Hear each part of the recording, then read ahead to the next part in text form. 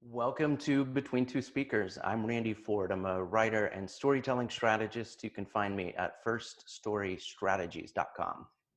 And hi, everyone. I'm Mariana Swallow. I'm a professional public speaking coach, and I'm a professor of communications and business and professional speaking at Loyola University in Chicago. And today, it's the end of 2020, and Randy and I are wrapping up 2020 with our top three takeaways from the series Between Two Speakers and what we learned from other speakers. So I'm going to kick us off and share my top three takeaways from our guest speakers this year. And Randy, I'm going to start with my number one is our talk with Michael Lange about how to look your best on Zoom.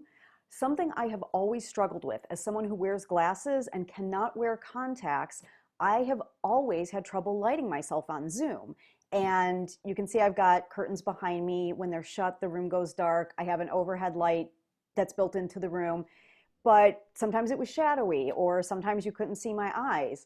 And Mike advised us to get a ring lamp, but then I asked him, well, what do you do if you have glasses? And he taught us how to bend the lamp or move the light around so that the light isn't bouncing off your glasses. And I got to tell you, this has been a lifesaver, might be a bit of a stretch, but it's been so helpful. And as you can see today, my glasses look normal. You can see my eyes, and I'll prove it to you. Watch what happens when I lean back.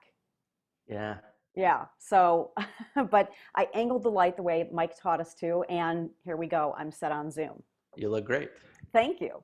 So, my number two takeaway was actually from you when you and I had our talk about making a better bio. And you know, because you helped me write my bio, that writing a bio is something I always struggle with.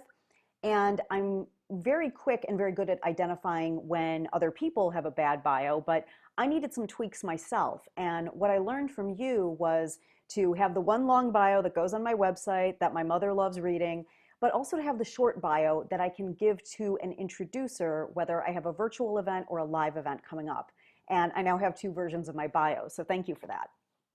Yeah, I think it's really important. We've all sat through listening to people being introduced with really long bios that were just not written for that purpose. Absolutely. And I sometimes think speakers aren't cognizant of it because I think they tend to forget, well, we're here to hear your speech or Yeah, your story or your presentation. We're not here to listen to your resume. So exactly. that was so helpful. And my third tip was from Susan Dennison when we had her on Between Two Speakers. And what's interesting is her tip has actually benefited a lot of my students at Loyola. Susan talked about speakers who come in to speak at the library where she manages communications. And she shared with us, open with an anecdote, because that way it's personal and your audience connects with you, but then they also have a better sense of this thing you're talking about.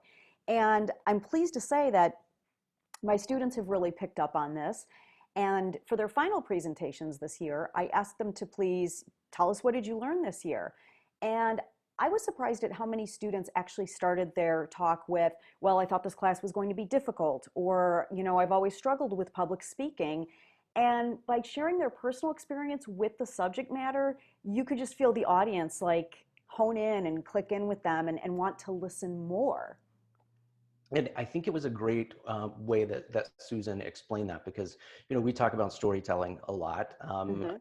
And I think people overthink what that can mean. It can be something as simple as just opening up and sharing something personal about yourself in that manner. And it's great that your students picked up on that and started doing it. Yeah, absolutely. And something else I want to say to kind of footnote that, but also build on what my students did. Susan mentioned you can be vulnerable, but without losing the audience. And we delineated that by saying something like, I've always struggled with public speaking, but here's what I learned. That will connect with your audience. But walking up and saying something like, well, I'm completely nervous, or wow, I really might blow this. I didn't prepare last night. That's not going to win your audience over. Speaking from the heart will, but admitting that you don't know what you're doing, that won't. That's great, and I love all three of your moments. But I want to go to that last one because if that actually gets to one of the things that was my favorite takeaway Let's hear yours. from your conversation with Alyssa Burns from Alyssa Burns Communications. she gave the tip that confident speakers are more credible speakers for exactly the reason that you're saying. That stuck with me. I recently saw somebody who what did give what was a great presentation when you think back on the bulk of it, but they started by standing up and saying, I'm very nervous because I'm an introvert. And right away you just kind of felt this awkwardness in the room, Mm-hmm.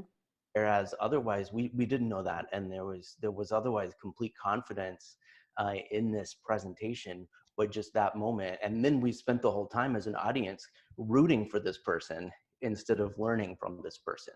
And Mm-hmm. that was not the most credible thing. And I loved when Alyssa kind of put the fine point on that. Mm-hmm. My takeaways. I loved that conversation that you had with Alyssa. Another takeaway that I've had from these conversations came from you, and that was when you talked about the process of getting things out on paper and getting past kind of writer's block when you're preparing a presentation or a story or anything really. Mm-hmm. And that's your tip to barf it out, or I've heard you say, show up and throw up. Absolutely. This is important for me because I absolutely am an overthinker and can sometimes stare at the blank page or the blank screen for days sometimes because I'm afraid to start, or I'll start on something and then get obsessed with the perfect wording or correcting and editing the punctuation as I go instead of just getting it all out. And so sometimes when I'm stuck in that, Mare, you pop in my head, and I decide to try to just get it all out there at once. So I, thank you for that tip. Oh, you're welcome, and thank you for sharing that back with me. That makes me feel good, but also I'm glad that that's helped and resonated with you, because what it really is just giving yourself permission to just get it all out. If it's bad, I'll edit it later. But you're right. You have a writing background, as do I, and people who tend to have writing brains do tend to edit as they go, and that really stops the content from getting out of your brain and onto the paper or the Microsoft Word document. Yeah, absolutely. And then the third takeaway that I wanted to mention was from our conversation with Bernadette Smith from the Equality Institute. I love this one. Yeah. Yeah, and diversity and equity and inclusion, of course, is on all of our minds and hearts this year in particular.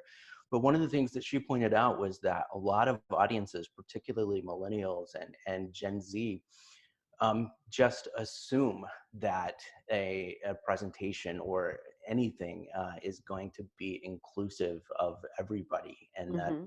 something that's really even up for debate anymore among them. They expect that it's and more than just gender or race or sexuality, that it's going to be inclusive in every way, and that it was very comforting to me to think that that's a direction that we're headed, and that there's still so much opportunity for people to learn from those generations who just assume this inclusiveness. Yeah, I want to agree with that, because that was one I had actually thought about for my top three as well. And we actually talk about this in the classroom a lot, that when you're preparing, it's not just writing tips for yourself, but it's being mindful of the language and the words you choose. And you're right, it's not just gender or preference, but do you say partnered instead of married? Do you think about who's in the room? One example I have from my grad school days was, I'm not going to name names because he's kind of a bigwig in the nonfiction world, but my graduate program was something like 99% women. There were never more than two men in the program at a time, and there were a few people of color. And when this bigwig came and gave a presentation to our entire cohort, he was talking about nonfiction writers, and he only talked about white male nonfiction writers. And we all kind of looked at each other like, does he see us? And we made him aware of this, and the person who booked him to speak. And I'm happy to say that he rewrote his presentation for the next group. Oh, that's great. That's great. I want to also say thank you for having the idea to do between two speakers and then letting me come along, because this has been fun. We launched it this year in 2020, and I'm excited to keep it going into 2021. Well, you're most welcome, Randy, and thank you for coming with me on this journey, because honestly, I don't think I could do it unless I had a wonderful partner like you. And I've learned so much from you every time we record, every time we work together. Hopefully, in the future, when we get to share a bourbon together, um, that is my fondest hope. So, thanks for being with me this year, and I look forward to more of these in 2021 with you. Yeah, absolutely. And thank you everybody for watching. This has been Between Two Speakers. We'll see you next time. See you next time. Bye bye.